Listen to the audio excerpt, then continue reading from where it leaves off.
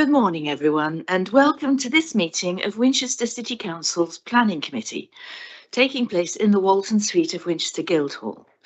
It is Tuesday, the 20th of January 2026, and the time is 9:30 a.m.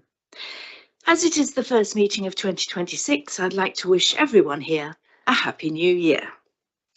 My name is Councillor Jane Rutter, and I'm Chair of the Planning Committee. To my right is the Vice Chair, Councillor Jonathan Williams. Around the table, we have the other elected members of the committee, and we're supported today by a number of officers. We have Deborah Smith, Planning Team Leader, Daniel Lucas, our Legal Advisor. The case officers will sit over there and they will change generally with each item. And David Blakemore from Democratic Services, who is today supporting the committee and who operates the recording equipment. This meeting is being live streamed and recorded to the Council's YouTube channel. Subtitles are available and advice on how to turn these on is set out on our website. May I remind you all to ensure your mobile phones and any other electronic devices are on silent or preferably turned off entirely. In the unlikely event that it is necessary to evacuate the building, the fire alarm will sound. Please follow all the instructions given to you by our team. Please make sure you've looked at the handout provided on your chairs or on the information slides displayed on the way in or during the breaks for further guidance about this meeting. To ensure the smooth running of the meeting, I ask that nobody calls out from the back of the room during the proceedings. In accordance with our public speaking protocols, those who have registered to speak will be able to address the meeting for their allotted time. If there is any disruption of the proceedings and the work of the committee is not respected, it may be necessary to temporarily adjourn the meeting. Finally, can I welcome members of the public to the meeting? Those of you who have registered to speak, I will call you forward when it is your turn to make your contribution.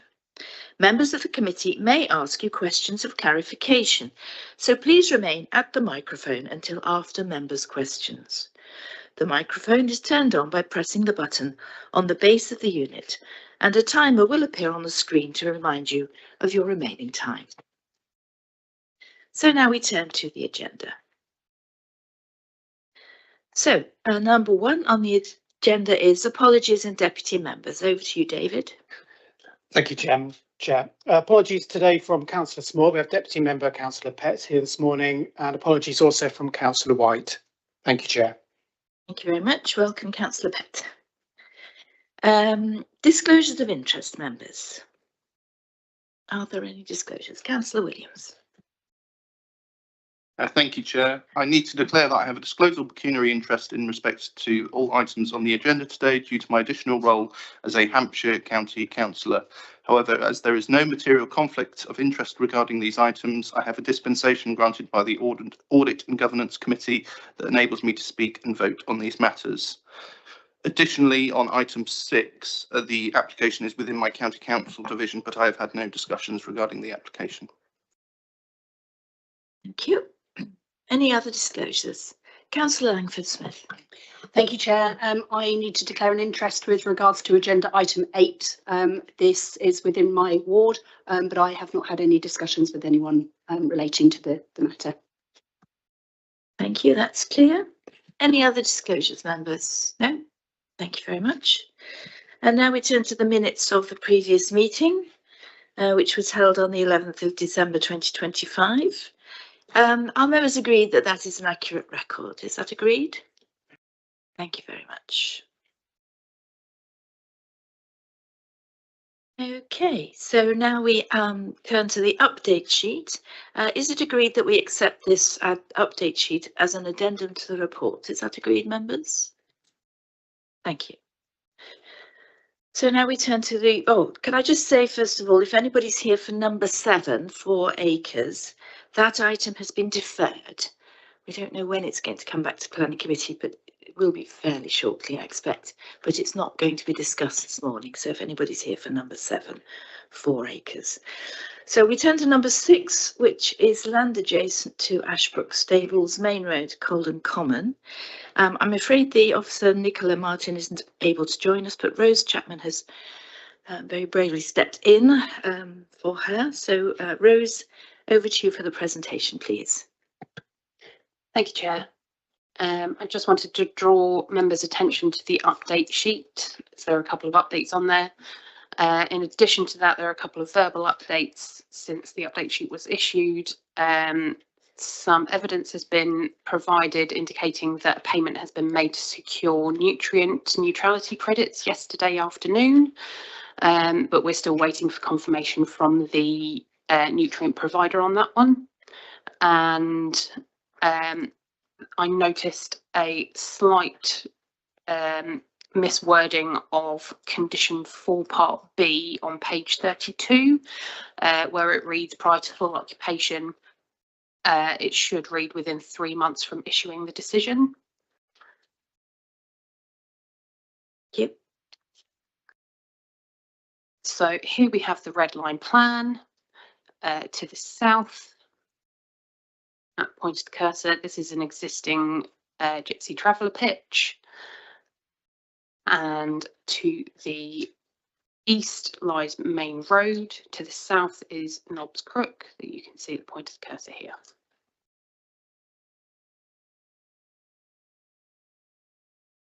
Here we have the proposed site plan. This reflects the most recent as-built details on site, though the day room has not yet been constructed.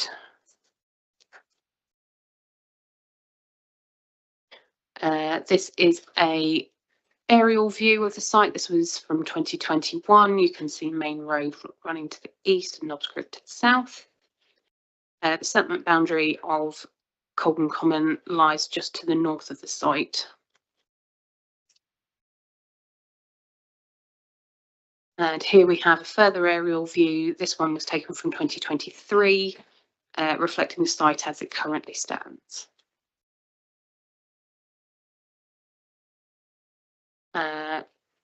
Here we have the proposed elevations for the day room.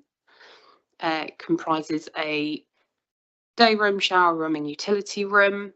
You'll notice on the update sheet a condition is recommended to ensure that no overnight accommodation is provided within this structure. And then we'll move on to some of the photos. So on the top left hand, we have the existing sheds. These are to be removed.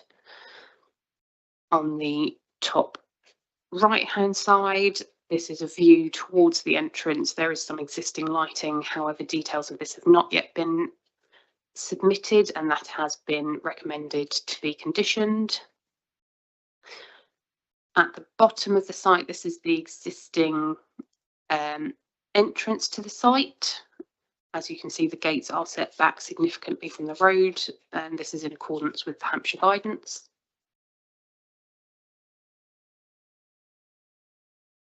Here at the top, we've got the existing amenity area. At the bottom left-hand side, this is a view of part of the patio used as the amenity area. And on the bottom right-hand side, a view of the existing mobile home. Updates to how this structure complies with the Caravans Act has been included within the update sheet. The recommendation is to approve. Thank you, Chair. Good, thank you very much. So we now turn to public speaking. We first will have two objectors, Mr. Moodley and Mr. Hayes. If you'd like to come forward, please.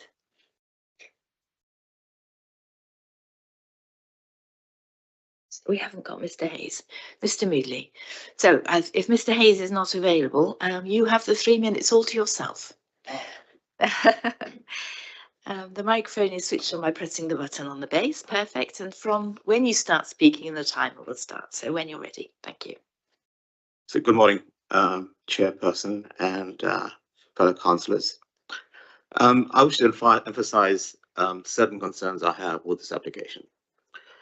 We live in a rules-based society, and it's important that when I look at the weak planning enforcement, where on 3 applications within that area of Holden Common. Land was bought and buildings were put on, and then retrospective planning applications were made and approved. In my view, if this application is approved, it actually sets the wrong precedent for our society in Holden Common, and where it's okay to disobey the rules, and with the council unable to stop such future developments as that is case that is happening in Knobsbrook Close that's currently being applied for. The second concern I have is the planning officer's document suggests that the mobile building is not visible from the main road. This is not true. The current buildings do not align with the rural nature of the building, and that's a clear concern of mine. I have no objections with a building being put on the site that's in line with the surrounding areas.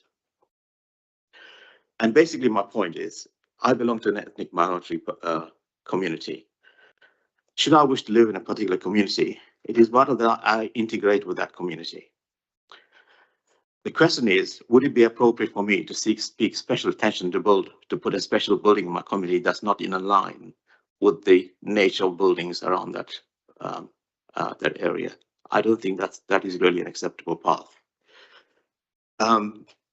The approach that I would like to suggest is that the application be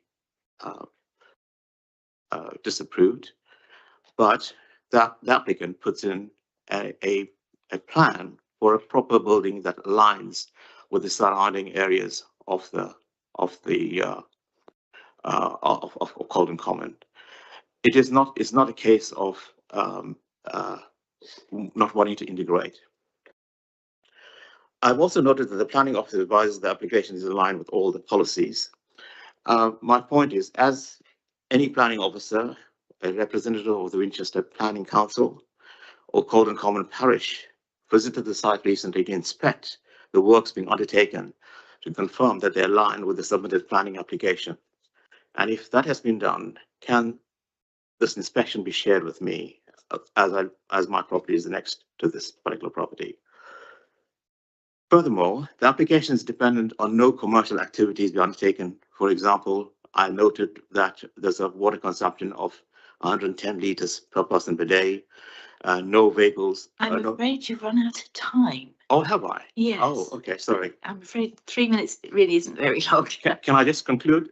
If you just finish that sentence. Okay, so in conclusion, I asked that this application be refused with the application. No, that's not finishing the sentence, but that's okay. fine. We understand what you're saying. Thank you very much indeed. All If you could just wait, because members may have questions of clarification. Anyway. Thank you. No worries. Sorry. Members, questions of clarification for the neighbour? No, I think you made your concerns very clear. Thank you very much for your contribution. Thank you. Okay, thank you. If Sorry. you could switch off the microphone, Sorry, again, thanks. that's lovely. Thank you very much. Thank you. Our next speaker is Councillor Maggie Hill from the Parish Council. If you'd like to come forward, Maggie.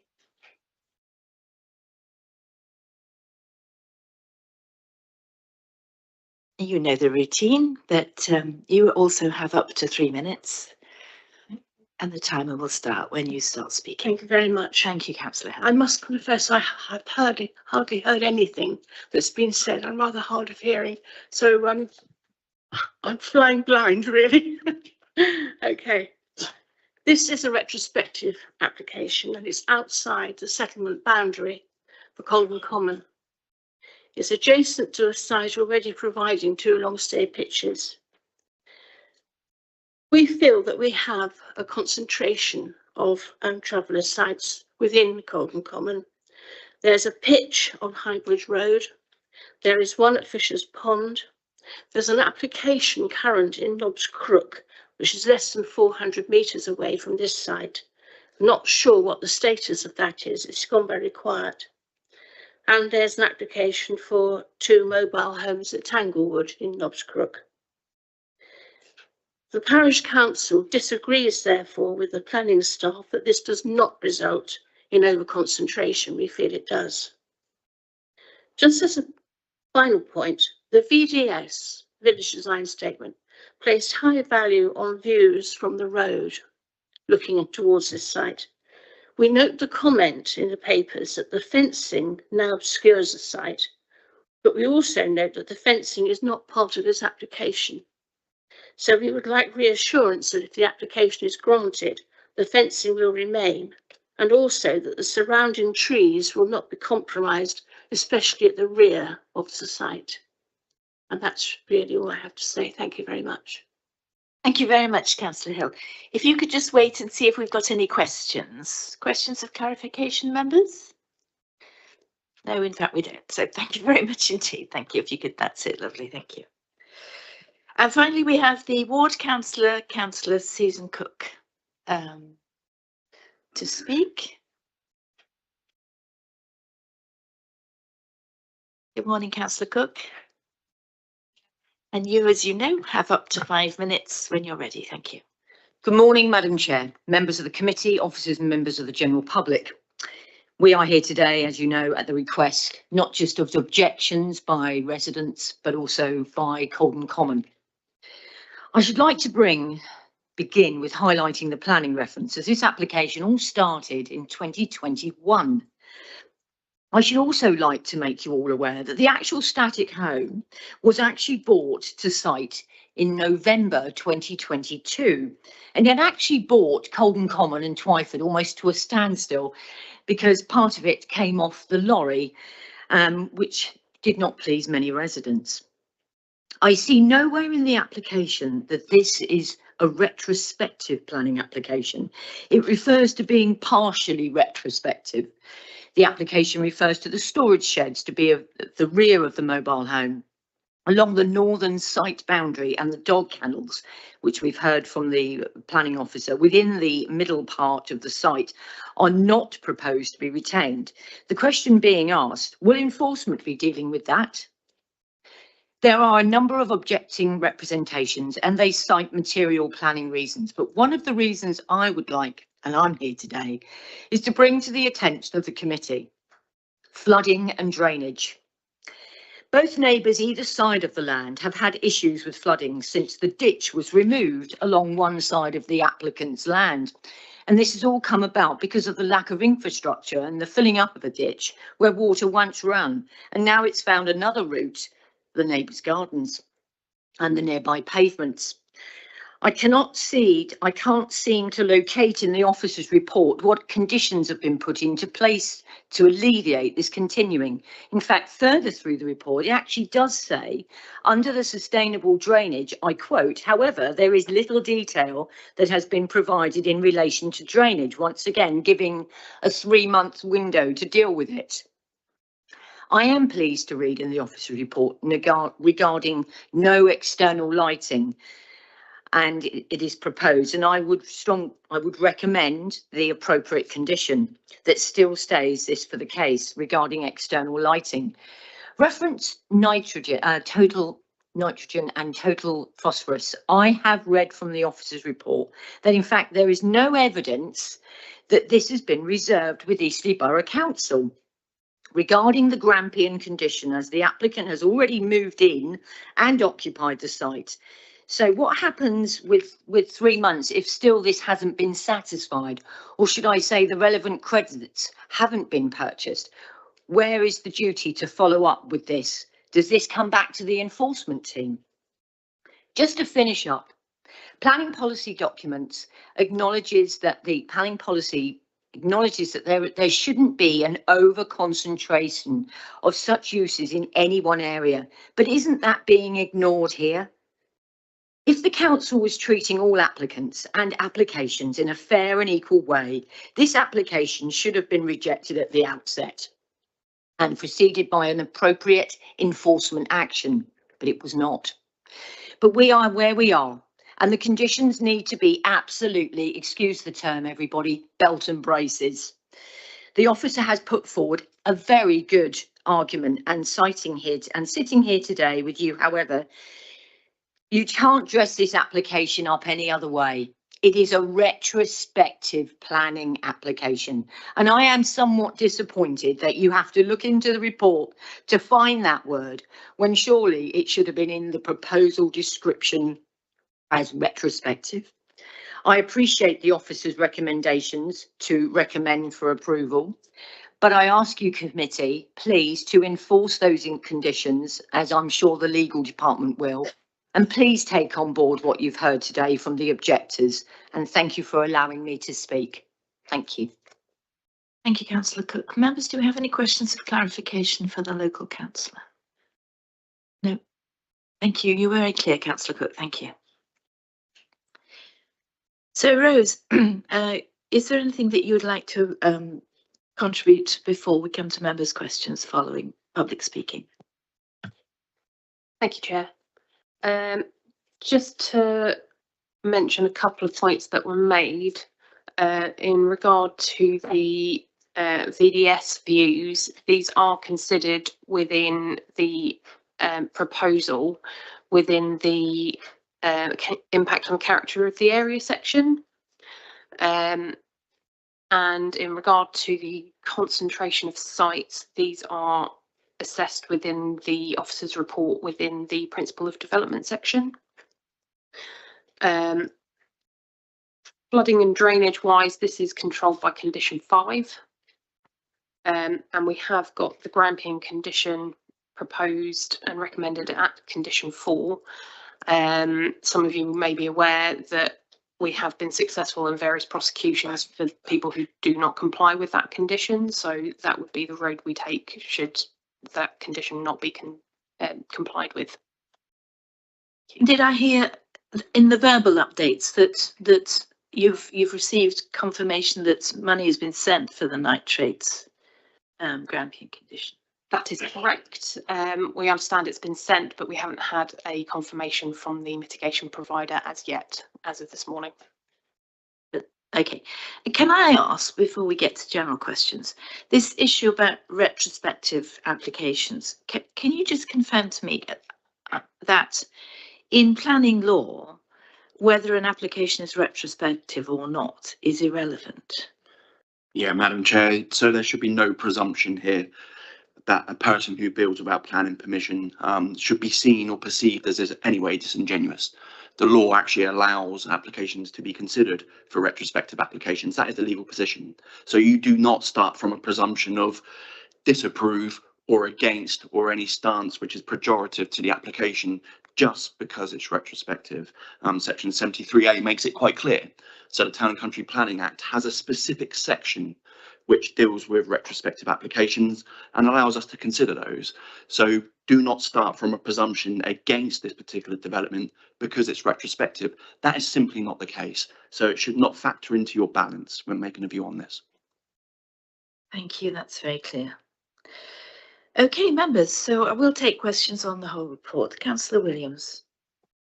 Thank you, Chair. It is clear in our reports in regards to the 5-year supply for Gypsy and Traveller sites, but I was just wondering if you could expand on that just sort of fully so that everybody here is aware of that sort of tilted balance. Thank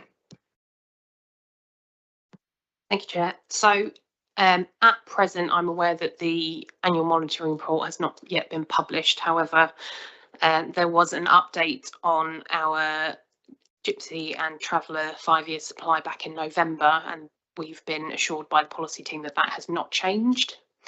So that is laid out within the report. Currently, we have approximately 3.2 years in terms of Gypsy and Traveller pitches and 3 years for travelling show people pitches. As such, because we cannot demonstrate a 5-year land supply for that demographic, the elements within the balance are strongly weighed in favour of approval, and therefore things like, unless there is a substantial amount of harm generated by a development, we should be seeking to approve it.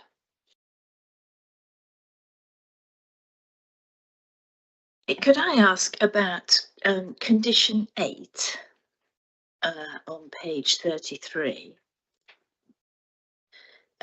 So in the report it says that the existing gates and fencing are not part of the red line application, but we do condition here that any gates shall be set back at least 10 metres from the edge of the carriageway and shall be splayed at an angle of 45 degrees.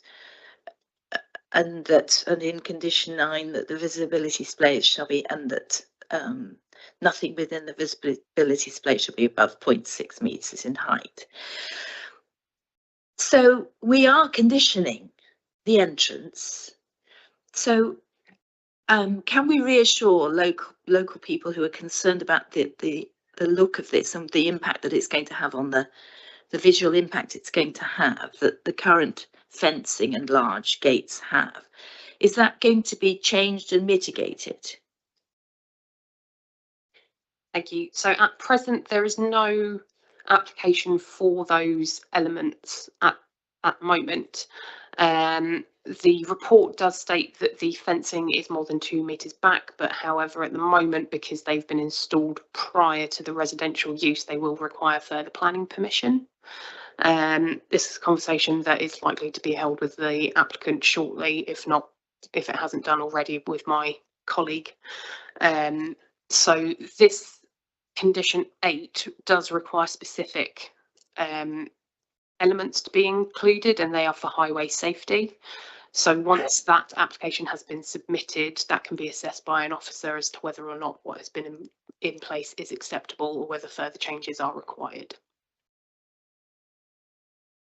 I think I understand that. Thank you. Any other questions, members, on the report? Councillor Laming. Thank you, Chair. It is important that we have plenty of sites for travellers and showmen and that, but does that allow them to be on site 12 months of the year? Do they have to have a break in the summer or some other time to allow them to go off and travel? Otherwise, this is turning into a residential site, isn't it? I think, Councillor, you have to bear in mind, so when we're planning for gypsy travellers and travelling showmen, there is a specific policy which sits alongside the National Planning Policy Framework. And you'll see in your papers, the order papers, that there is a condition here which talks about Annex 1. So the individuals that live or reside at this particular address have to meet that definition known as Annex 1. And Annex 1 is part of the planning policy for travellers and travelling showmen. If I simply say what Annex 1 is, for the purposes of planning policy, gypsies and travellers means persons of nomadic habit of life, whatever their race or origin, including such persons who on grounds only of their own families or dependents' educational health needs or old age have ceased to travel.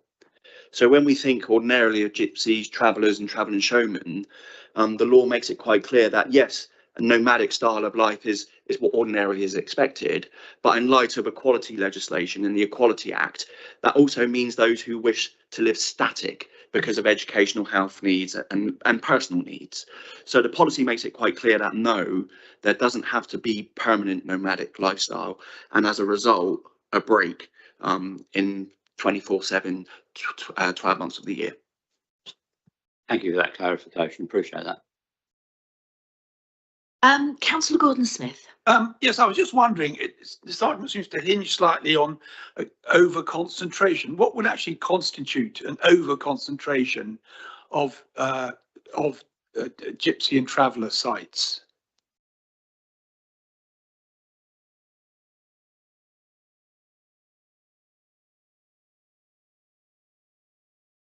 We don't actually have a policy on what constitutes over concentration within an area, mainly because the various settlements we have vary quite significantly. So an over concentration within Winchester town, for example, would be significantly different from a over concentration in somewhere such as World's End and Denmead. So it's variable depending on the site, depending on the area. It varies quite significantly. I think, so this is where it comes back. So you're at the stage of where what we call development management. When we look at planning policy, that's the role of where we look at allocating sites for gypsies and travellers. And if you're in a position where we haven't allocated enough sites to meet the need, which is obviously what is showing in this particular report, I think the report says 3.2 years, do correct me if I'm wrong. If we don't have the supply to meet the need, then what you're faced with is a position of windfall. Applications coming in because there isn't that particular supply, and we're left in the position of the tilted balance, which Ms. Chapman, my colleague, has mentioned. The PPTS, that's the Planning Policy for Travellers and Traveller Sites, makes it quite clear that if there is not a 5-year supply, then you're subject to the tilted balance, and that means you start from the presumption of granting unless you can find reasons otherwise. So you're in the position, because we do not have, as a council, have the 5-year supply of sites, you're in the position of that's the starting point. You have to work from the presumption of granting because we haven't planned in the policy sense.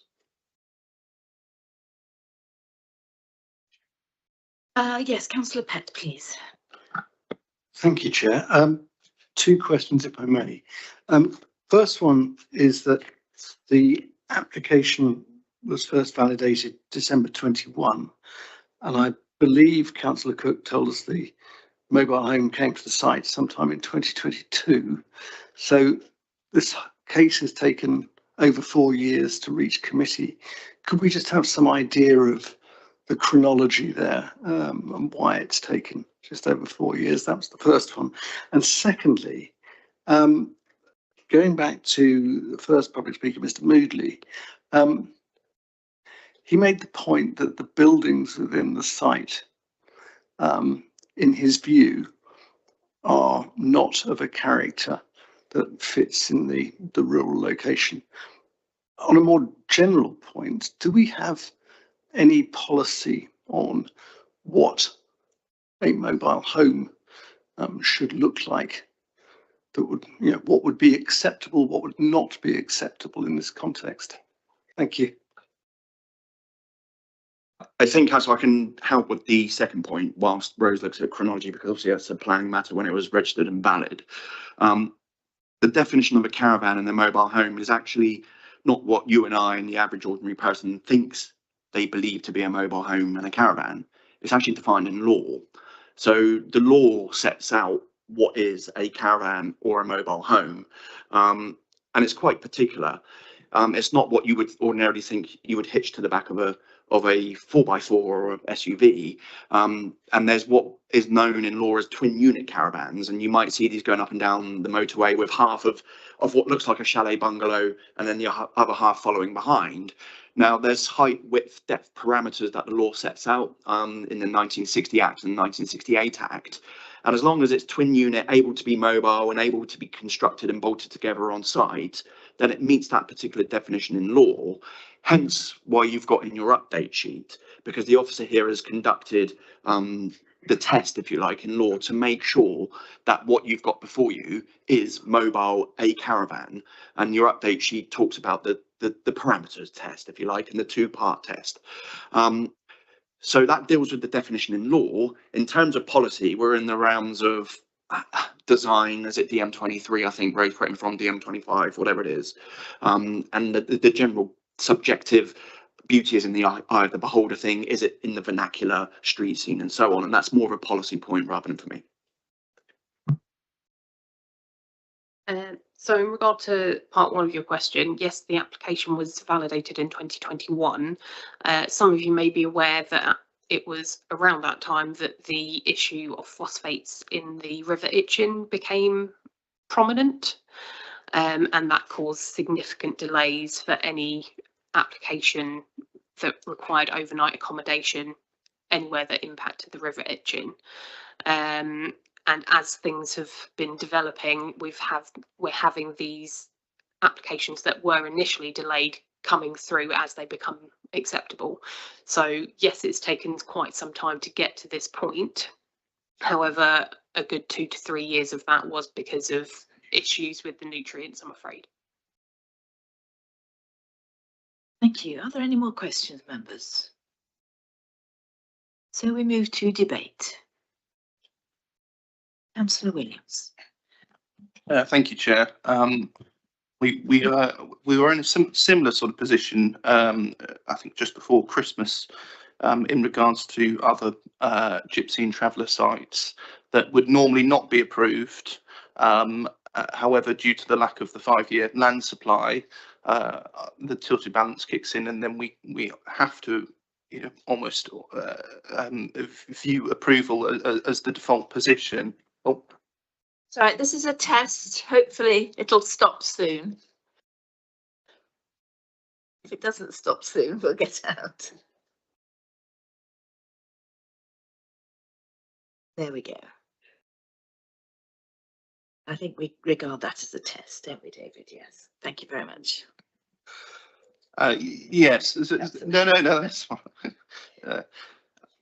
Yes, so the sort of default position here really is approval. I completely agree with Councillor Cook in that the conditions need to be watertight. I appreciate the issues around the entrance will need further planning permission, so we can only consider what is before us today in regards to the plot itself. So because of that sort of tilted balance and the fact that we don't have a 5-year housing supply for gypsy and traveller sites, if we were to refuse this on and they go to appeal, it would likely go through.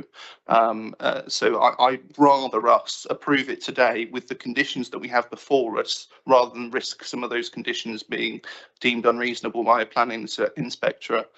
So I'll be supporting the application. Councillor Aaron. Yes, I understand that logic completely. The thing that sort of I feel, you know, most difficult is this issue about over concentration. But having heard what our officer has said, I can't see any way of dealing with that. Even, you know, the conditions don't help and so on. So with the assumption of, with the default position of approval, then I feel I must approve this application. Thank you. Councillor Langford Smith. Thank you, Chair. I was interested in the standpoint of Mr. Moodley, and I understand that he's also from an ethnic minority. And whilst I understand his sentiment that, you know, he probably wouldn't be able to build in the countryside, we have to work with planning legislation as it stands. So I will be supporting the application. Okay, so if there's no more debate. Oh, Councillor Pett. Thank you, Chair. Just one brief point. It slightly concerns me that we talk of over concentration of one section of our community in this way. But I'll put that to one side. I do agree with what Councillor Williams has just said.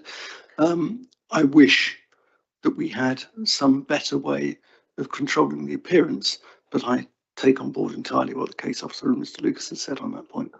So I should be supporting the application.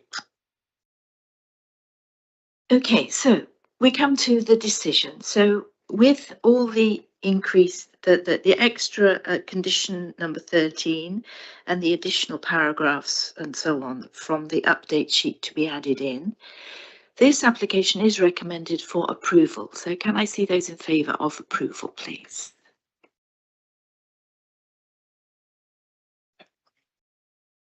So that's all members. Thank you very much. So that application is approved.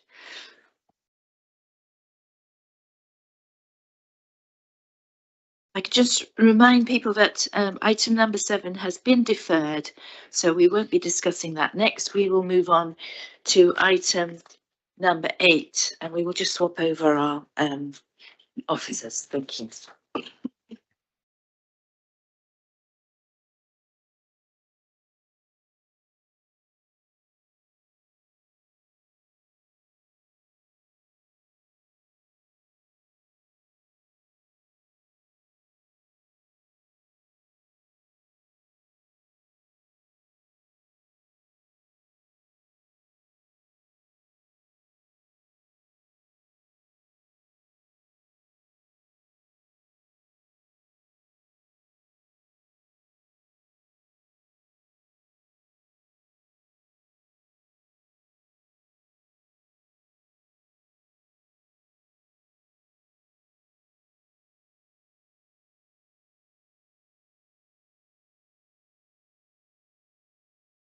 Right, I think we've got the room quiet again.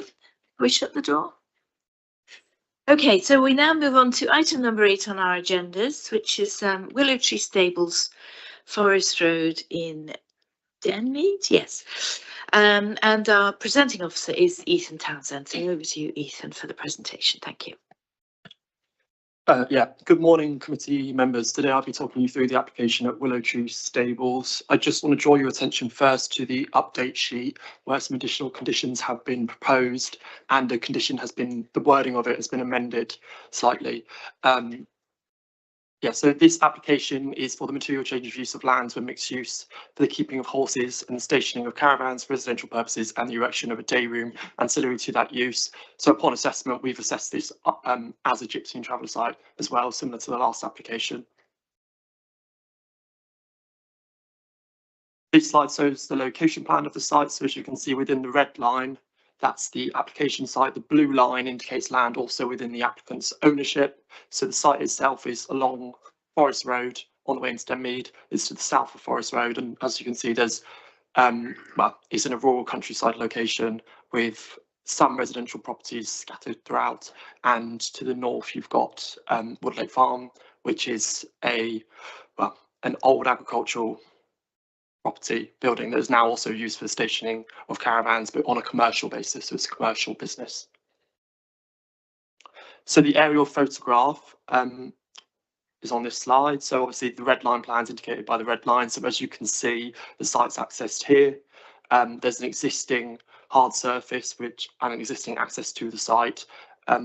You can sort of clearly see on the aerial, but here is the stable block, which is existing.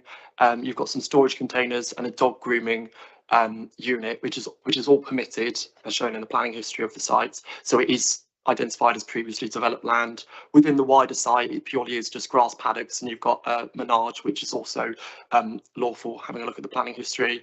And then, as I've said in the previous slides, to the north, you can see caravan, a commercial business for the stationing of caravans and residential properties, and it's situated within the countryside. So here is the existing site plan. I've sort of on the previous slide actually gone over pretty much the layout of the sites, but as you can see, there is an existing hard surfacing, access and existing buildings on site.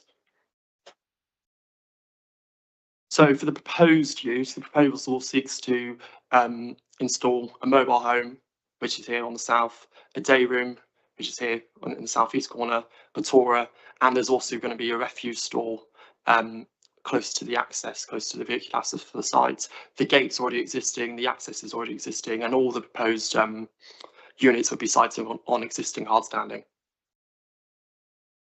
So here's the proposed elevations for the day room. So as you can see, it's a fairly modest structure with windows and doors comprised of timber cladding and a slate roof. Here's the proposed elevations for the day room. So it would comprise a kitchen, an open sort of living area and a bathroom. And as we previously mentioned, there is a condition proposed on the update sheet to limit any overnight habitable accommodation of this proposed day room. Here's the plans for the proposed refuse store. So as you can see, it's a timber clad structure, which is proposed to hold the bins. It's located near to the access of the site. Before I go on to actually discussing the site visit photographs, I'll also mention in the update sheet, I amended the condition so that we could provide details of the proposed mobile home. So at present, we don't have details specifically showing the elevations and floor plans of the mobile home. However, the condition would require that any proposed caravan being brought onto site, details of which are submitted to us in advance, and they have to comply with the 1960 and 1968 Act and the dimensions submitted within those parameters. Yeah, now I'll go on to the site visit photographs. So these are some Google Street View photos of approaching the site on Forest Road. So this is the eastbound approach to the site. So as you can, if you follow my cursor, here's the entrance to the site here. So as you can see, you do have residential properties, some residential properties nearby, and the site is quite well hedged to the front boundary. And here's the approach from the other side, so westbound towards the site. So you can't actually see the site access, or you can just about see it about where my cursor is. But here you can see the front boundary hedge hedgerow and the existing stable block building. Now we're going on to some photographs that I've taken during my site visits to the site. So in the top left corner, this is looking on the opposite side of the road, just at the residential properties on the northern side of Forest Road. In the top right corner, you can actually see my car parked out the front entrance of the site. So you can see the existing hard surfacing and existing gate, which is set back from the highway. In the bottom left corner, you can see a photograph taken from the access to the site, and the proposed menage is here on the right, and you can see the surrounding paddock. The bottom right corner photograph isn't really actually that useful, so I'm going to move on from that. The top left photograph is looking towards where it's taken from within the site, within the red line boundary, but looking towards where the vehicular access of the site. The top right photograph and the bottom left photograph actually both show the existing containers within the site and the existing hardcore area. The bottom left photograph and the bottom right similarly also show the other existing structures on site and the existing hardcore area. And then the top left photograph shows the existing stable building. And similarly, the top right photograph shows the existing stable building on the site. And then the bottom photograph shows a view of the wider sort of paddocks, and the extent helps to hopefully provide an extent of the existing hard surfacing on site. And finally, these photographs just show the wider paddock area of the site. So these fall outside of the site boundary, rather red line boundary, but within the blue line boundary, indicating that they're within the same ownership. Thank you for listening to my presentation. The recommendation is to approve the application. Thank you, Ethan. We now turn to public contributions. Do we have everybody here? Yes. Okay, so the first person is Dr. Carolyn Hargreaves. Dr. Hargreaves, welcome. You have up to 3 minutes when you're ready. If you switch on the microphone using the button on the base of the unit, and the timer will start when you start speaking. Thank you. World's End Residents Association object to this application for the following reasons. 2 years ago, the continued use of a storage container as a dog grooming salon on this site was permitted. The decision stipulated that the development hereby permitted shall be used for dog grooming parlour for no other purpose. This is to restrict the use of the premises in the interests of highway safety and local amenity. The road running past the site is a C road. However, hundreds of cars use it at peak time as a cut through from the M27 to local villages and towns. There have been accidents and 1 fatality along this stretch of road. The application is contrary to MTRA4 and the site is in the countryside and well outside the Denmead development boundary. The proposed site plan is slightly confusing as it shows all the caravan storage on the other side of the road, sort of implicating that maybe there may be people living there. There's no one living in those caravans. As already has been mentioned, there are a number of traveller sites in and around World's End. Regrettably, there's been a negative impact on the hamlet from antisocial behaviour, which hasn't endeared them to residents. Sites normally start with 1 pitch and then the number of pitches increase, and residents are becoming outnumbered by the traveller population. The proposed day room is a few metres from flood zone 2, which isn't shown on any of the information you've been given, with flood zone 3 a little further away. The flooding follows the route of a Natural England designated chalk stream running across the wider site to Forest Road. The impermeable surfaces of the day room will increase flooding. Sewage is to be managed by a packaged treatment plant, but there's no information on how outflow is to be dealt with. The soil is London clay with low permeability. There's a risk that sewage will pollute this chalk watercourse or the flooded surrounding land. The local area is a nitrate vulnerable zone.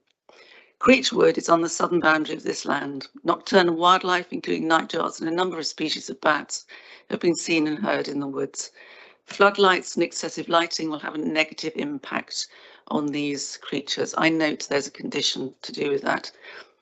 I also note the condition on biodiversity enhancement and ask that Hampshire Back Group is involved in the process of installing, of choosing the sites for that.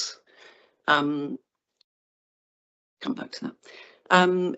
I request that, as it looks like that this will be permitted, that the storage of equipment such as building supplies or scaffolding is not permitted on this site. As a member of Hampshire Back Group, we get lots of calls in the summer. I'm so sorry, No, we've that's run fine. out of time, That's fine. but thank you very much. So if I could just have as a question of clarification, check that, so you would like to see an extra condition that removes any storage of building materials on the site, is that right? Yes, please. Okay, well, we can ask the officer if we can do that. Members, do we have any other questions of clarification for the neighbour? No. Thank you very much indeed. Thank you. You were very clear. Thank you. I believe Councillor Clay is not able to come this morning, so we have no parish representative, but we have all read the report and the parish's contribution to the report. So now we have our supporter, Nathaniel Green. Mr. Green, if you'd like to come forward. Actually, the microphone is still switched on, so you won't need to press any buttons. So if you could switch that one off, then if you're going to use the other one, just press that button. Perfect. So you also have up to 3 minutes. When you're ready, the microphone, the timer will start when you start speaking. Thank you. Thank you, Chair. Good morning. May I just remind committee that you're here to decide matters on planning issues only, and insinuations about antisocial behaviour that you may have heard from the previous speaker cannot be part of this application. This application is for the mixed use of land for the keeping of horses and the stationing of caravans for residential purposes. It is recommended for approval subject to conditions, and this application was submitted at the invitation of a local authority. Our clients are accepted as having gypsy status and benefit from having those protected characteristics. As a result of the moving of the PPTS to a more humane definition of a gypsy or traveller, it is accepted by the LPA that there is a considerable and hidden unmet need in the area, and that the LPA does not have a 5-year supply of gypsy sites. The authority monitoring report published in 2024 demonstrates 3.2 years worth of deliverable pitches. This failure to provide a 5-year supply of deliverable pitches is a material consideration in favour of granting planning permission. As the officer's report states, approving this application will help the council to meet its statutory duty in this regard, and also accord with policy H, the planning policy for travellers' sites. The site lies 1.5 miles from Denmead and is screened on the northern side by existing buildings, thick hedges and trees, effectively screening the site from those travelling along the road. The officer's appraisal is that this will not present unacceptable harm to the area, nor is it considered that there will be unacceptable impacts with respect to loss of privacy, overbearing impacts or loss of light, as the entire development is single storey and the nearest dwelling is 87 metres away, with significant vegetation in between. As is stated in your officer's report, this development will not over-dominate the nearby area and has existing lawful equestrian, storage and dog grooming businesses. The Highways Officer has concluded that any additional traffic will be minimal alongside the traffic already generated by the existing businesses. There is no risk of flooding, and foul drainage will be through a package treatment plant. Our client, Mr. Williams, is aware of the proposed conditions, including the updates, and is happy to comply with them. Mr. Williams is happy to enhance biodiversity in line with the proposed conditions. On this basis, I urge you to approve this application for permanent permission, and I should also like to remind you as to what you've heard in the previous application, that if you grant it, you have greater control over the conditions rather than leaving it to the tender mercies of an inspector. Thank you. Thank you. Members, do we have any questions of clarification for Mr. Green, the supporter agent, presumably? No, no questions. Thank you very much. You were very clear. Thank you for your help. Thank you. Ethan, is there anything you wanted to add before we go to members' questions, please? Yeah, With regards to conditions, so obviously previously we heard about drainage. That is handled by a condition which is supported by our drainage officer, so details of which will need to be provided prior to the commencement of the use on site. With regards to bats and biodiversity, obviously we've just heard that there is going to be a condition on that, and if required, I mean, we will naturally we consult our ecologist in any such application, but if there was any other parties that wanted to be privy to that consultation, we could potentially discuss that with them anyway, albeit we wouldn't change the wording of the condition to specifically require that. With regards, So could we ask the objector to pass us the information for the Hampshire Bat group, and then we can. yeah, so that's absolutely fine. We can make a note of Yeah, that if a thank you. discharge application comes in to speak to them. It's no different. Sometimes we get applications and I consult Hampshire Swifts, for example. So it depends on what's being proposed, and usually the biodiversity enhancements will be in the form of a bat box or a Swift box for a development of this scale. Then with regards to the only other point that I've made a note to come back to is the storage of building materials. I don't believe that would actually meet the 6 tests, a condition on that basis. So I don't think that we could lawfully impose a condition requiring that. So yeah, unfortunately, I don't think it would meet those tests. Yes, if our officer could also speak on that.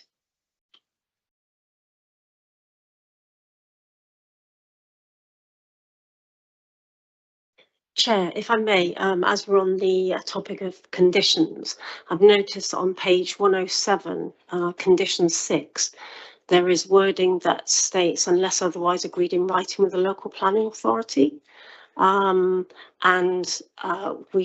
need to remove that wording because the drawings are as considered and potentially approved by members today, so we wouldn't be able to agree those separately. Okay, so let's agree that now. So we agree that we remove unless otherwise agreed in writing with the local planning authority prior to the change being implemented in condition 6. So we're going to remove those words. Is that approved, members? Is that agreed? Thank you. So that's dealt with. On the storage of building materials, we're talking about the red line site here, aren't we? So there'll be no question of things spilling out into the rest of the site. Yeah, that's correct. So the use that we're approving only applies to the red line site. Any use on the blue line, which is technically agricultural, any change of use of that would require planning permission in its own right. So any storage, any use that isn't agricultural, i.e. a residential storage, commercial, would require consent in its own right. Right. Members, questions to our officer on the whole report? Councillor Langford-Smith. Thank you, Chair. I've got a question with regards to the you're saying that it would not lead to an over concentration of sites. You'll probably be aware that your report refers to the Gypsy and Traveller plots at Old Mill Lane, where there are 6, and West Fork Farm, where there are 2. But in addition to that, there are the 9 or 10 that are at the Chairmakers, which is in fact less than half a kilometre from this site. Your report also says that it is in the neighbourhood plan, that the Denmead neighbourhood plan states that the development of 2 new sites for travellers accommodation will be supported, provided that there are no more than 2 or 3 plots or pitches, and that they either need to be near Old Mill Lane or adjacent to West Fork. And you're saying that it is located close to the existing lawful site at Buns Lane, and therefore it complies with the neighbourhood plan. But the neighbourhood plan actually specifies that it must be adjacent to West Fork, and this is not adjacent to West Fork, and it's not adjacent to the 10 plots that are at the Chairmakers. It's close to the 10 plots at the Chairmakers, but again, they're outside of what is agreed in the neighbourhood plan, which is planning legislation. So I just wonder if you can clarify why you consider that that's not an over-concentration. Yeah, I mean, you are correct that is, so there is a policy within the Denmead neighbourhood plan, but I don't believe that it's actually entrenched in the plan itself as that's my understanding of it. But with regards to over concentration, I mean, like we've previously discussed, it is a planning judgment. So there's not a specific numerical value we can say is X amount is an over concentration. So we have to make a judgment and make an assessment and say, looking at the surrounding area, the distance from other sites, the proposed site. So in this instance, the proposal is only for obviously one small pitch. That obviously weighs in favour of it not being an over concentration as opposed to a proposal here for 5 pitches. With regards to the chairmakers, obviously there is temporary permission on that site.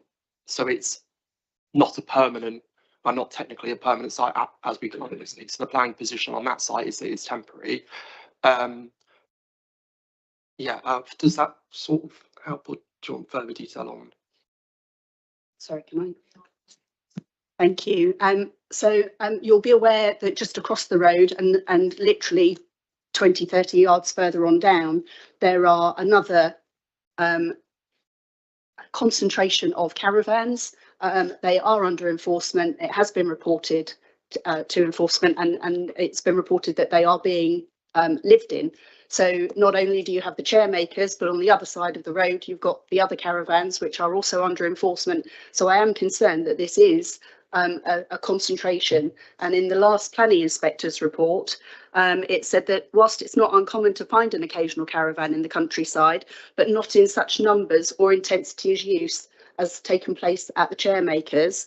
And it says that conditions do not alleviate the urbanisation that occurs through change of use and associated development. Wellsend is a very small hamlet. There are no pavements here. The road is national speed limit.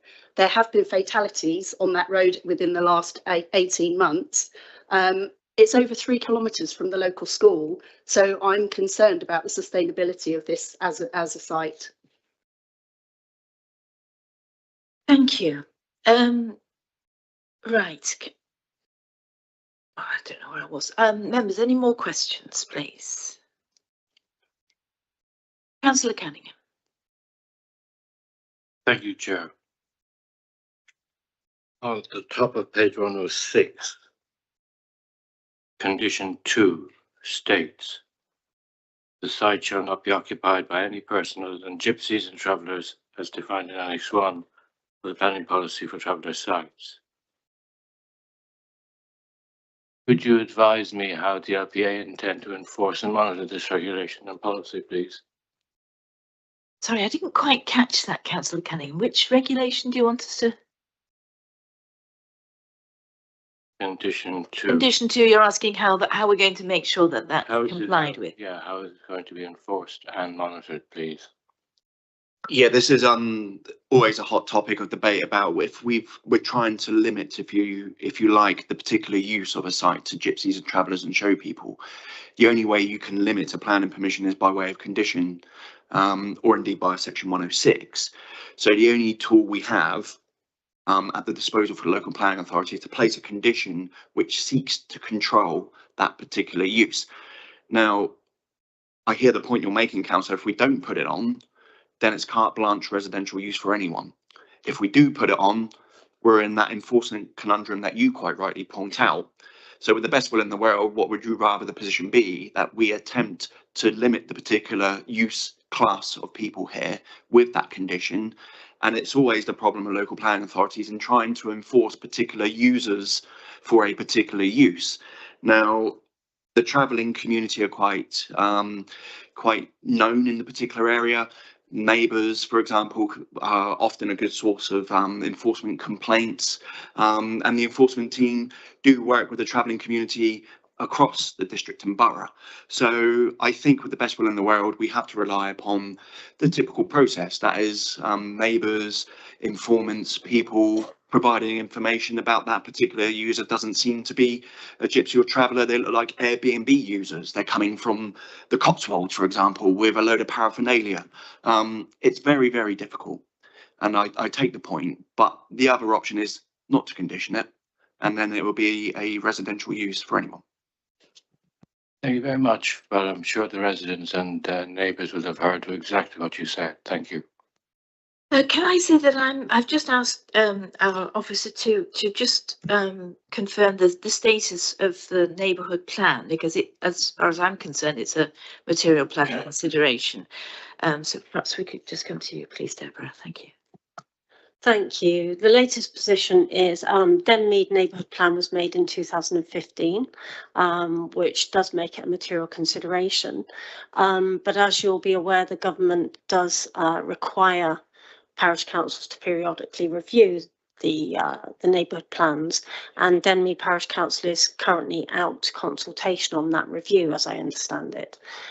So yes, it does carry some weight, Chair, but clearly there are other material considerations that we need to take into account in determining the application. So yes, it does carry weight, but in this instance we have given greater weight to the shortfall in supply of gypsy traveller sites. Thank you for that clarity. Any more questions, members? So we move to debate. Anybody for debate? Councillor Langford-Smith. Thank you, Chair. It does say that sites should be well related to existing communities to encourage social inclusion and sustainable patterns of living. I have already stated that it's outside of the settlement boundary. It is over 3 kilometres from the school, and this specific location is halfway between the cluster of houses in World's End and the cluster of houses in Denmead Settlement. So I don't believe that it is in a sustainable location. So I would ask that if committee are minded to approve, that we actually do the same as we did for the chairmakers, the plots behind the chairmakers, where the inspector said that that was also not in a sustainable location, and that we grant 5-year temporary planning permission. Thank you.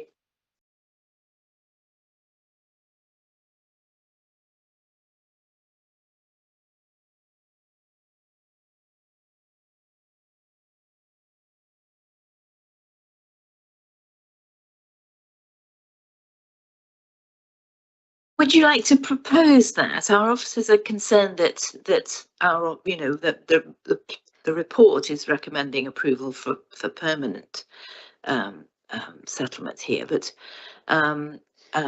it may be that members won't agree with that and would prefer a 5-year temporary one. I would like to make that a proposal, Chair.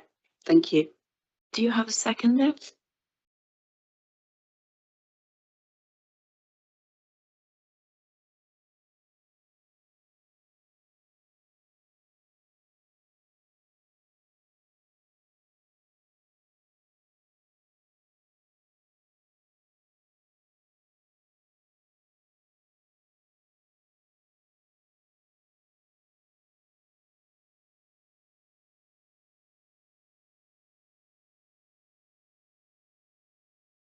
Sorry, we're just looking at the legal aspects of this, whether it's possible to do this.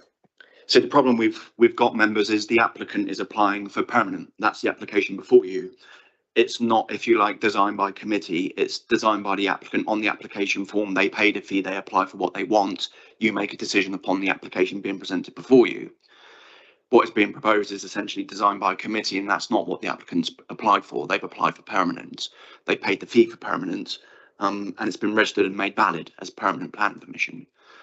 I ask you probably to make the decision in the first instance on the permanent point, and before you look at conditioning for a temporary planning permission, because ultimately that should have been a conversation between the officers when the application was being mooted, being presented, because you're now faced with a situation where you're seeking to limit it without the input of the applicant here, whether or not they will be minded to accept that condition.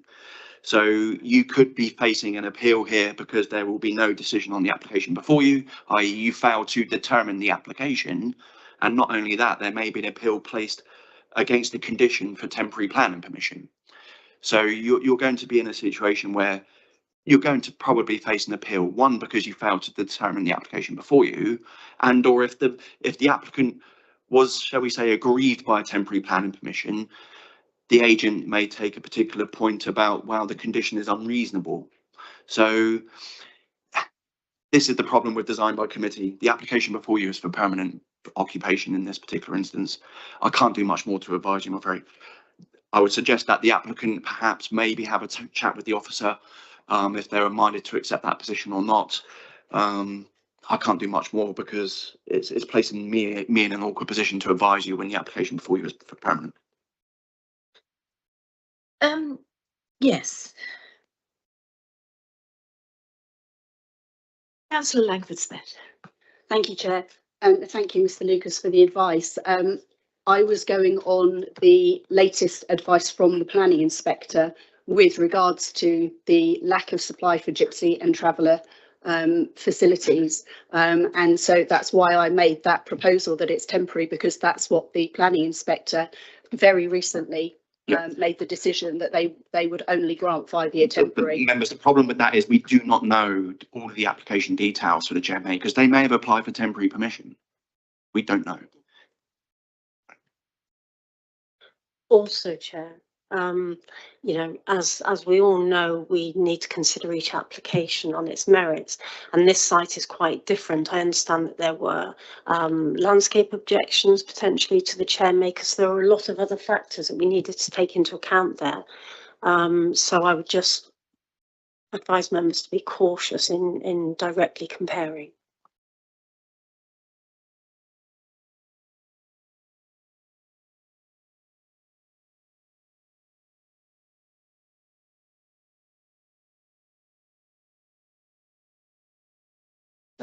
Ethan, yes, we did.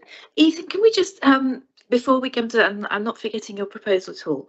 Can we just have a look at the sustainability of the site from your perspective as the officer? Because that is the challenge, effectively, that this is not a sustainable site, and therefore we should only give it temporary permission.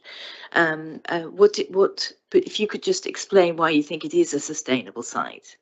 Yeah, I mean, I can understand the comments with regards to it not being adjacent to another permitted site, because obviously we've mentioned there are other sites that potentially are being used, but they're subject to enforcement action, so we can't really consider those as a standpoint to make an assessment from. We've got to look at the permitted sites, which ones have permission. Obviously, the nearest other site is the Chairmaker site, which we spoke about, which is about 800 metres away. So there is a distance between them, but still it's in the site where they could still, from this position, have access to services within Denmead. I mean, it is obviously a countryside location, so it's not a highly sustainable location, but places like this are more typical for where you would get a traveller's pitch, for example. You don't see them in city centre locations. It is purely in a rural countryside location. So we do have to make an assessment and see, could, you know, obviously it will be accessed by vehicle given the location it's in, but in all fairness, a lot of sites that we permit would be, because of the nature of the site and the distance from other places. But in this instance, yeah, I would view that you could still access the services, the schools and healthcare facilities within Denmead within a reasonable time frame from the application site.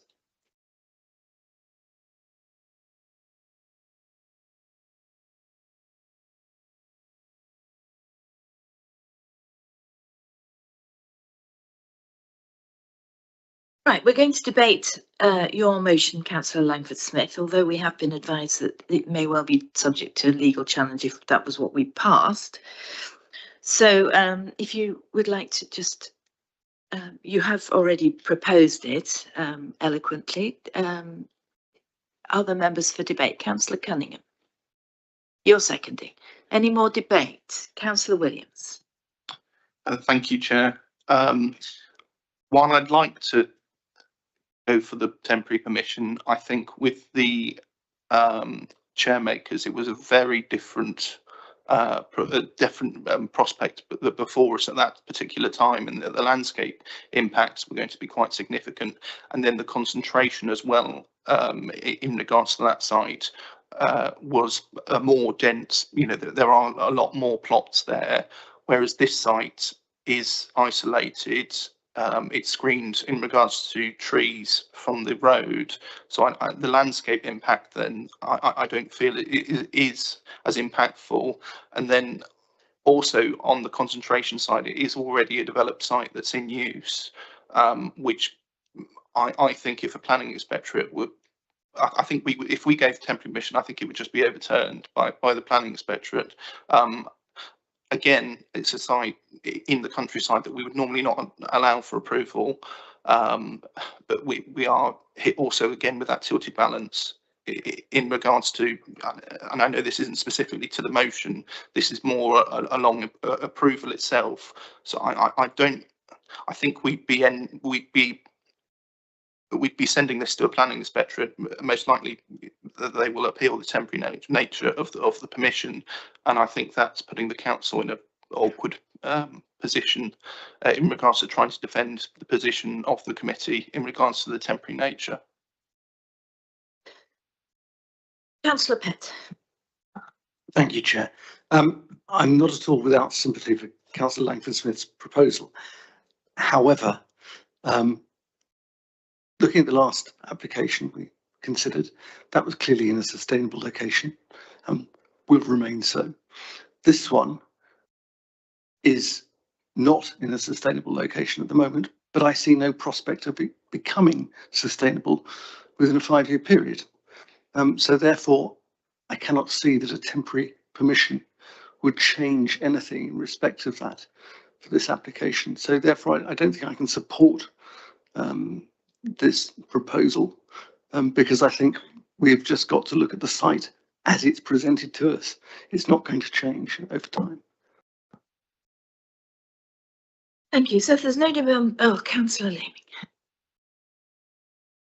I think that Councillor Pett made some very valid points. I think that it sounds a good idea to have it a 5-year temporary thing, but in practice and in legal terms, I think that would be extremely difficult for us to actually push through and maintain. I think the inspector, if it went to inspector, the inspector wouldn't find in our favour. So I cannot vote for this, I'm afraid. So if there's no more debate, members, thank you for that, Councillor Leaming. We'll move to the decision on this proposal that it becomes a 5-year permission. So can I see those in favour of Councillor Langford-Smith's proposal? And those against? So that's 1 in favour and 8 against. No, 7 against. So that falls, but thank you very much for that. So we now move, I think, if there's no more debate on the report as a whole, we have the report before us, and with the extra conditions and the rewordings and the removal of that sentence, which we've already agreed on the update sheet. Can I see those members in favour of this application, please? So that's 6. And those against and abstentions. So that application is approved. We'll now take a break for coffee and return at just after 11. Thank you.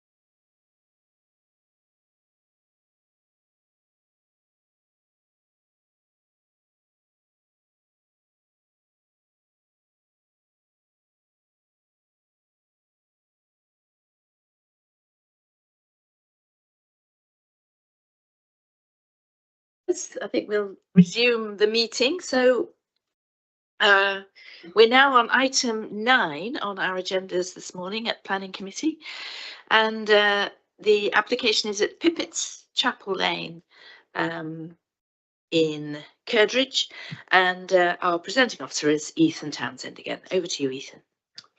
Yes, good morning again, committee members. Today I'll be presenting the application at Pippett's, which is for a 2-storey and single-storey extension to the house and an erection of a detached garage with an annex. This application is reported to committee as the applicant is an elected member.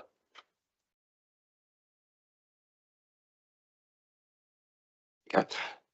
So as you can see from the red line boundary, the site is set within fairly generous grounds. At present, it's a detached dwelling house with a garage to the side.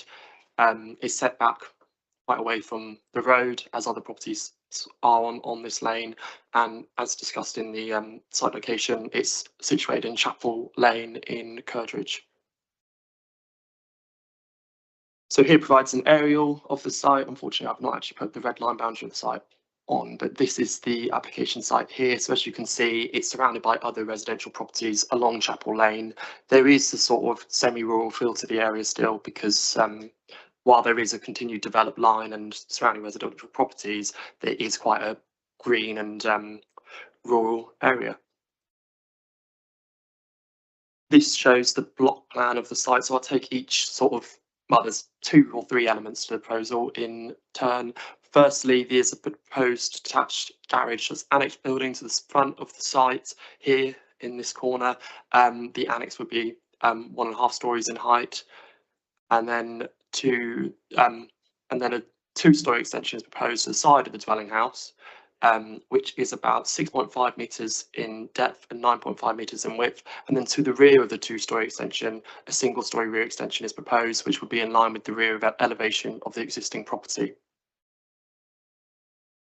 So yeah, these are the existing floor plans for the property. So as I previously discussed, the detached garage to the rear, not to the rear, to the side, which would be demolished to make room for the proposed 2-storey extension. And these are the proposed floor plans for the extension to the dwelling house. So as you can see, there's quite a considerable extension is proposed. As I previously said, the width of the proposed extension is 9.5 metres and 6.5 metres in depth for the 2-storey element. And then obviously you have a single-storey rear extension coming to the rear of that, which aligns with the rear elevation, with 2 roof lights proposed in the single-storey element. The 2-storey rear extension is set slightly back from the front elevation of the existing property.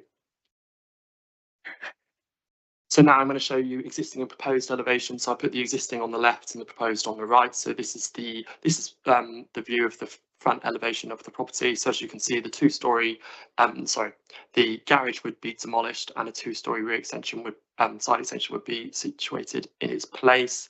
The ridge height of the 2-storey extension is set slightly below the ridge height of the existing dwelling house. However, the eaves height is the same as existing. The fenestration proposed is similar to the existing property, and a modest front porch is proposed to the front of the dwelling house.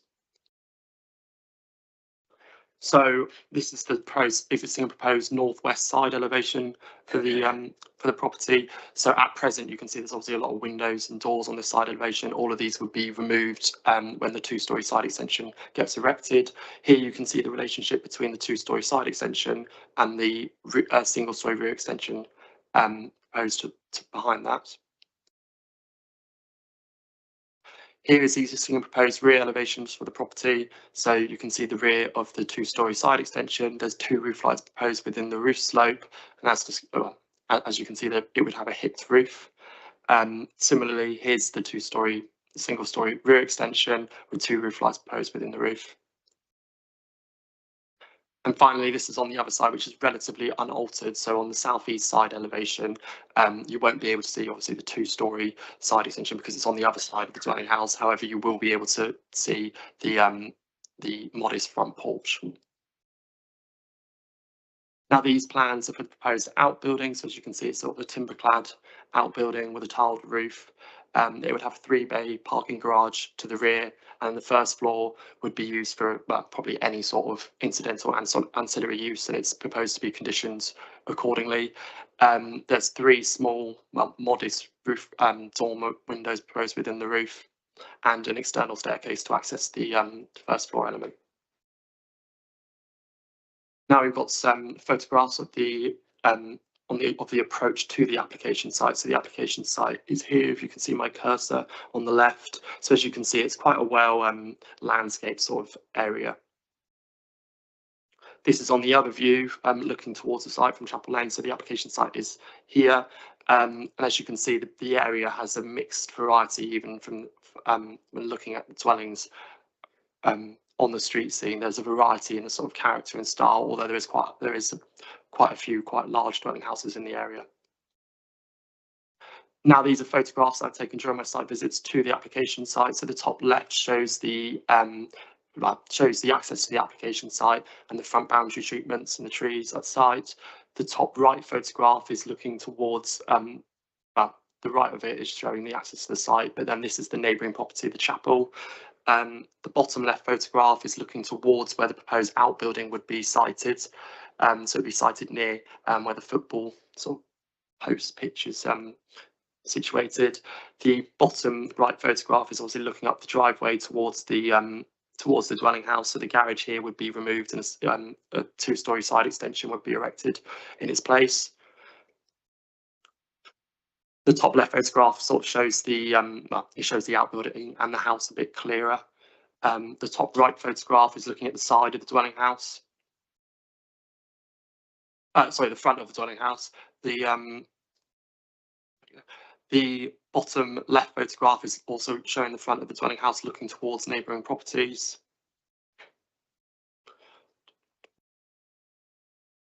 The top left photograph is taken in the rear garden, but it's mainly looking at the side elevation of where the proposed side extension is going to go. This here is obviously the rear extension, and then the photograph on the right obviously shows the full rear extension and the rear garden of the property.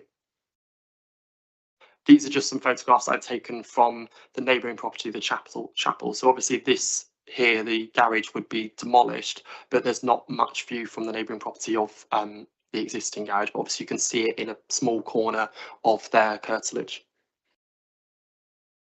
The recommendation is to approve. Thank you for listening to my presentation. Thank you very much. There are no public speakers on this item, so we come to members' questions. So can I just kick things off, Ethan? So this is at committee because it's an elected member's application. In the normal course of events, if it wasn't an elected member, I'm assuming this would have been approved under delegated authority. Yeah, that's absolutely correct. It's only here because it's an elected member.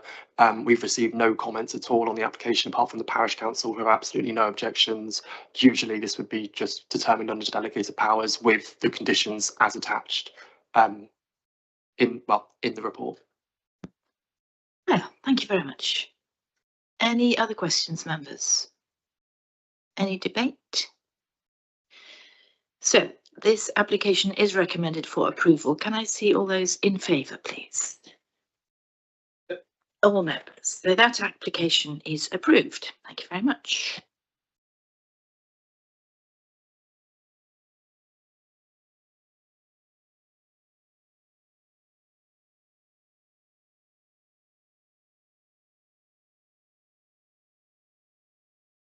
Just have a short pause whilst we change over our presenting officers.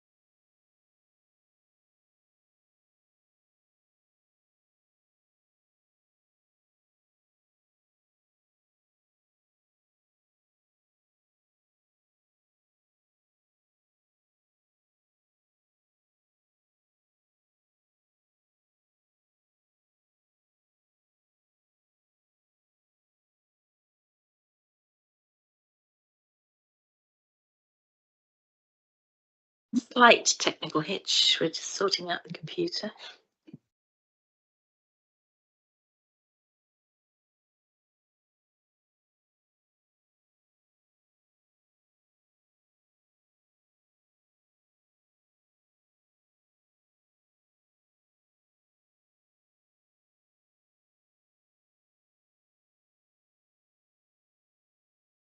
Lovely. So we now turn to item number 10 on our agendas, which is at Highland, Lanham Lane.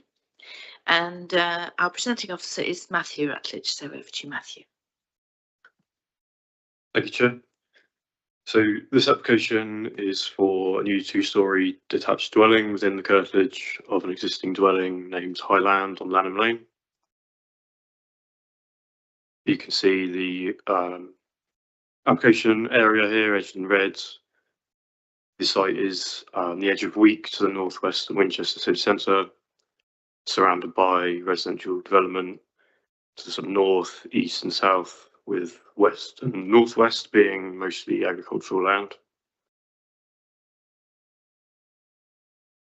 This is the existing block plan, access in the northwest corner. The existing dwelling is here facing north-south on the site.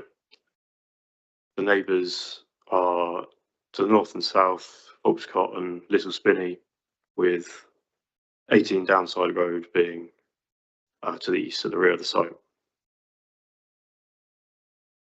So here we have the proposed block plan, detached two-storey dwelling at the front of the site with a carport proposed. The existing access is retained and not changed. Got a closer view here. You can see the new dwelling faces onto Lanham Lane with a pedestrian access. Carport to the north. All the landscaping details are to be secured by condition, but you can see on here an indication of some proposed trees in the southwest of the site, and the boundary between the existing and proposed dwelling will be this hedge. So here we have the proposed ground floor plan and first floor plan. This is the proposed front elevation. The materials are clay roof tiles, clay tile hanging at first floor and brick. This is the north side elevation and the proposed rear elevation. And the south side elevation. So here we have site sections showing a view northeast with a cross section of the proposed dwelling and the existing house.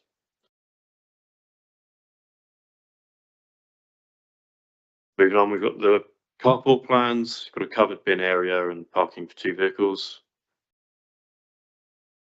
And these are the elevations. Will be a timber oak framed structure, matching clay roof tiles to the main house and similar matching brick to the sort of low retaining walls.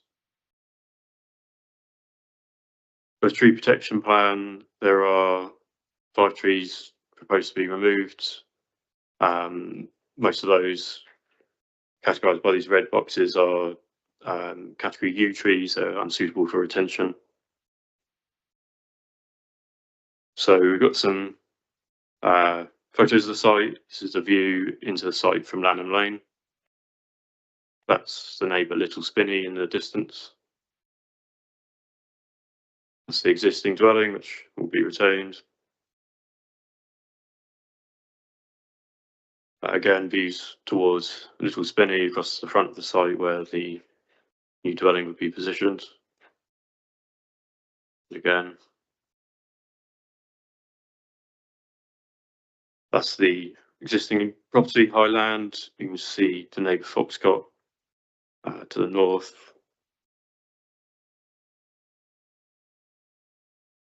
It's a view along the rear boundary, the boundary with Little Spinney here to the right of the picture, and that's 18 Downside Road in the distance.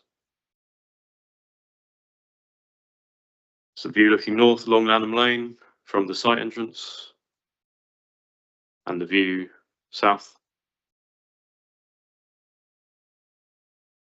And this is just a indication of some of the other properties on the lane, just to highlight sort of variety of form and age of various dwellings. And that concludes my presentation. Our recommendation is approval subject to agreement of a legal agreement. Thank you. Thank you, Matthew. So we have two public speakers, and the first is the objector, Jonathan Bevan. Mr. Bevan? This is your moment. You have up to 3 minutes. The microphone is switched. Oh, you've done it. Good. And when you're ready, thank you very much. Thank you, councillors. Thank you, Chairman and officers, for the opportunity to speak this morning. My name is Jonathan Bevan. I'm a resident on Lanham Lane and neighbour to the proposed development in Little Spinney. First of all, I don't think we should be here. The land comprising Highland, Little Spinney and Firs Cottage was sold in the 1920s with a covenant not to exceed 3 dwellings. And Highland's title includes a covenant not to exceed 1 dwelling on that plot. Now, that might not be a planning issue, but it does set my expectations for privacy on the site. And the intention set out 100 years ago, along with similar covenants elsewhere on the lane, contributes to the secluded, well-treed character of the lane, which is enjoyed by residents and visitors alike. Our objection shouldn't be a surprise. The lane has a distinct character. Last month, the planning inspector wrote about the rural quality of the area that Lanham Lane has preserved. It mentions generous offset distances from Lanham Lane, and it mentions the low level of night lighting. I walked home after work last week, looking up the lane, not a single house light is visible, just the illuminated signboard to Highland that you saw in the photos just now. The recommendation talks of the 5 trees that we removed from 16 on the side, but that discounts tens, I think about 30 trees that were removed in March 2024. Google Maps still shows the site before the tree removal. It's like a little woodland. The sales particulars from 2023 for Highland note the property is tucked away from the lane and offers a good degree of privacy. I don't think that character description of the house stands based on the photos that you've seen there now. So already the character has been undermined. And against that baseline, the impact of the development on the area's character and privacy is undeniable. In part, I think that explains the relatively high number of objections. By my count, 12 objections from 18 houses on this part of the lane. The proposed property remains substantial. It's 2 stories, close to the lane, with limited screening potential. To my mind, it's overbearing. As you saw, we're a chalet-style house, so we've got very few upstairs windows. And we won't be looking down onto the neighbour's garden.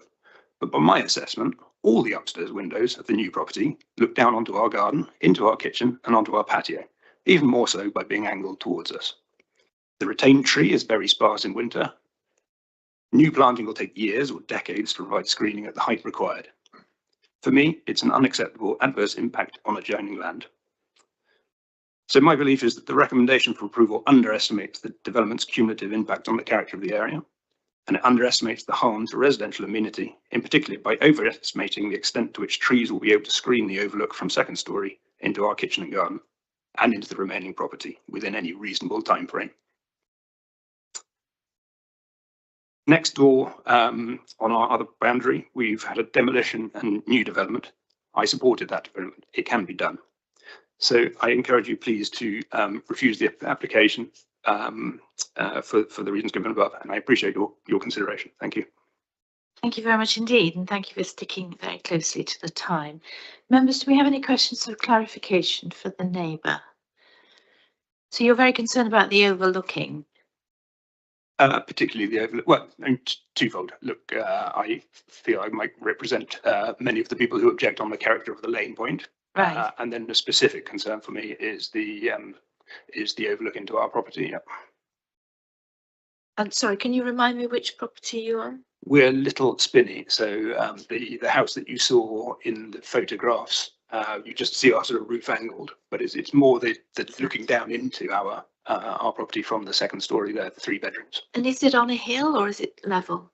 The ground, Lanham Lane is slightly on a ridge. Everything falls away below. So, I mean, if I may, another point, there's talk of, it's no higher than the existing house, but it's sited on a higher point. So there's no question it'll be significantly I think the more. report says it's going to be dug in as well a bit. So. The new house. Yes. Mhm. Right. Any more questions or clarification, members? No, thank you very much indeed. You've been very clear. Thank you. Good. And now we turn to the supporter, Julian Griffith. Mr. Griffith, good morning. It is still morning, yes. You will also have up to 3 minutes when you're ready. Thank you. Okay. Hi, I'm Julian Griffith, the applicant for Highland. I live at Highland with my family. First of all, I'd like to thank the planning officer, Matthew, and the planning team for the sort of professional assessment of the application, the constructive guidance through the process, which hasn't been rushed by us. It's a process that's taken quite a while. We've taken a collaborative approach with the planning department at the council, starting with a pre-application inquiry some time ago. We felt we followed the right steps with that, and we've been listening carefully to the planning officer and sort of enthusiastically revising the concepts for the house at multiple points along that journey. We've reduced the height, the scale of the house upon Matthew's advice. We've relocated the carport, adjusted window locations, window sizes, and quite a lot more, including discussions about the packaged treatment plants, for, ecology and all sorts. So I think we've been listening and we've been amending. We've also obviously read objections and tried our best to address those as well.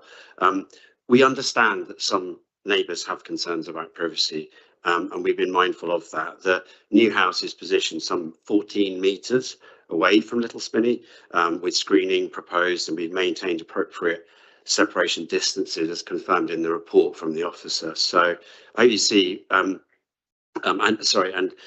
we're happy obviously to provide additional planting and screening as needed if it's indeed if we haven't done enough. So in conclusion, I don't have much more to say. We feel the planning officer has assessed it well and against the relevant policies and recommends approval. We've worked hard to get it right and respectfully ask for your support. Many thanks. Thank you very much. Members, do we have any questions of clarification for the applicant? Councillor Laming. Now, have you had many conversations with your neighbours?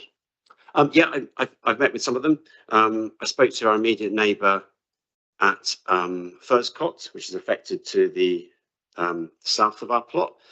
They didn't object. They didn't support either. He didn't wish to support the application, but he didn't reject him and his wife. I also met with Jonathan, who's just spoken. We did discuss the project. Obviously, we couldn't agree, so we had to agree to disagree. We're still talking. Obviously, I absolutely respect his objection, and I think that's one of the main reasons why we've tried to go through every step with Matthew and the team to make sure that we address concerns, and we've been listening and we've been amending. So right from the very beginning of the pre-app through to where we are today. Thank you. Any more questions of clarification, members? No. Thank you very much indeed. Thank you. If you could switch off the microphone as you go, that would be great. Thank you. Right. Matthew, we've got 2 additional conditions on the update sheet, haven't we? One of which removes permitted development rights for extensions and stuff in the garden, although the other condition also requires a cycle store, since this is a very sustainable site and there didn't seem to be anywhere else to put bikes, so we've conditioned that as well. So that's. But can you just tell me about the covenant on the land? I don't believe that that's a planning consideration, but if you could just confirm that for me. Yeah, it's not a planning consideration, so it doesn't form part of our assessment. It's a civil matter. Yeah. Daniel, did you want to add into that? And that's essentially that whoever's got the benefit of the covenant has the option, if they wish to enforce that. That could prevent the actual permission of members and mining to approve today. But ultimately, your assessment here is on the planning merits. The ability to build out or not because of a covenant is a different matter altogether. Right, so not a consideration. Okay. And the other thing that I wanted to just clarify was that the biodiversity net gain, the sort of starting point from which we then need to see a 10% improvement is not from the current situation, but is from assessing it as it was before they started removing trees. Is that correct?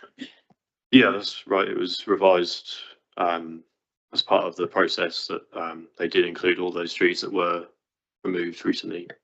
So that's, yeah, the baseline position is including all those trees. Okay. Did you have anything else to add before we go to members' questions? No. No. Okay, members, the questions on the report, please. Councillor. Thank you, Chair. I just want to explore this question of the new house looking over the kitchen and garden of Little Spinney, where in the report it's flatly denied that there would be any overlooking or not flatly denied, but you know, the report seems very clear that there would not be troublesome overlooking, and I just wonder whether you would just explain that a bit more, why this differing of view exists. Thank you.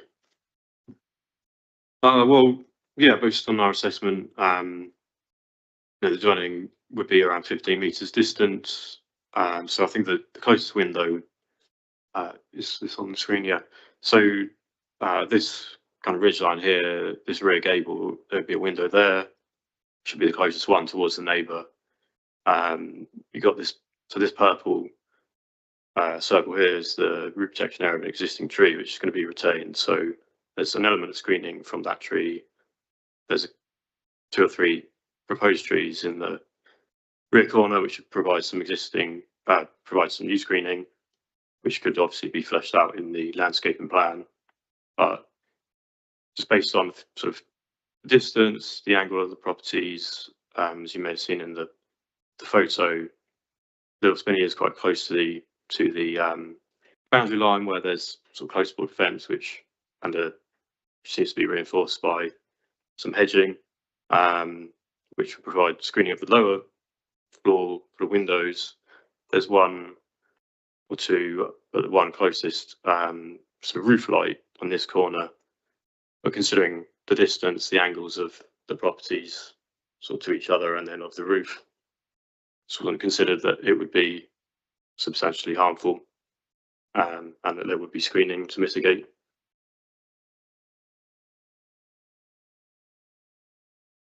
More questions, members? Can I ask about the relative levels? I'm sure I read in the report that the plan is to build the house a bit lower down, so sort of to take away a metre or so that it's not in any way dominating the scenery. Is that right? Yeah, so one of the amendments that was made was to sort of cut the property into the land a little bit, so it is lower than the originally submitted plans. Right, have we covered everything, members? So, debate. Is there anybody who wants to say anything in debate? Councillor Pett? Thank you, Chair. Just to very quickly say, I'm not without sympathy for Mr. Bevan and in view of the covenants, but you know, as Mr. Lucas said, we're looking at land use here. That's the only thing we can look at. So I think we have little choice but to approve in this instance.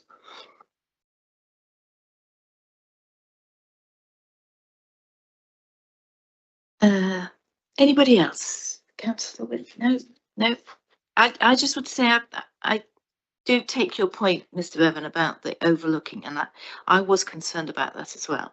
But actually, the distances are such, and the existing landscaping and the proposed landscaping are such that I can't imagine that it will be an issue when it's actually built out. Quite often people are very concerned about new buildings, but actually once they're in place and everything's settled down, those issues do go away. So I do hope so in this case.